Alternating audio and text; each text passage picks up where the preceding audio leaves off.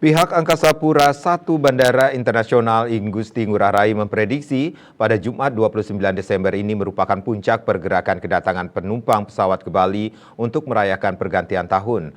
Hal ini dibuktikan dengan terjadinya peningkatan realisasi extra flight.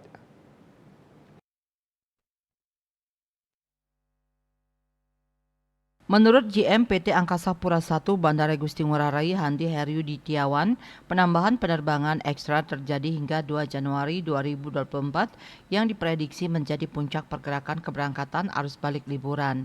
Pihaknya memproyeksi adanya lonjakan sekitar 68.000 penumpang datang ke Bali pada tanggal 29 Desember 2023.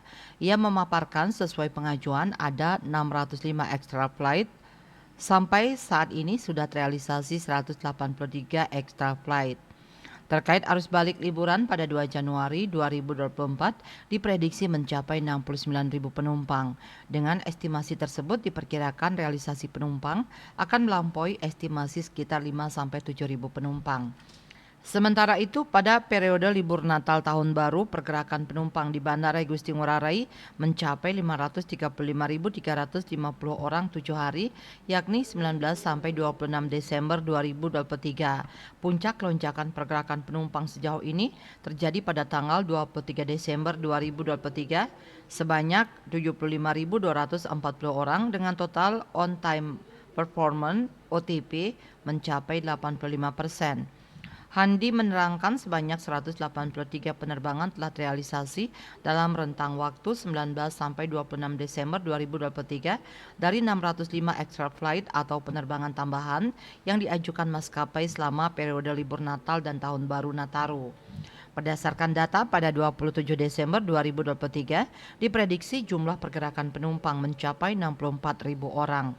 Jumlah itu terdiri dari 29.000 penumpang domestik dan 36.000 penumpang internasional, ditambah 35 extra flight pada hari yang sama. Ada 5 destinasi dengan traffic tertinggi berdasarkan rute yaitu Cengkareng, Surabaya, Lombok, Solo, dan Kupang. Sedangkan internasional yaitu Singapura, Kuala Lumpur, dan Australia menjadi destinasi dengan jumlah penumpang tertinggi. Pihaknya berharap dalam periode Nataru tahun ini, jumlah pergerakan penumpang dapat mencapai 1.089.000 orang atau naik 10-20% dari tahun lalu. Pihaknya optimis hal itu dapat realisasi mengingat peluang masih terbuka.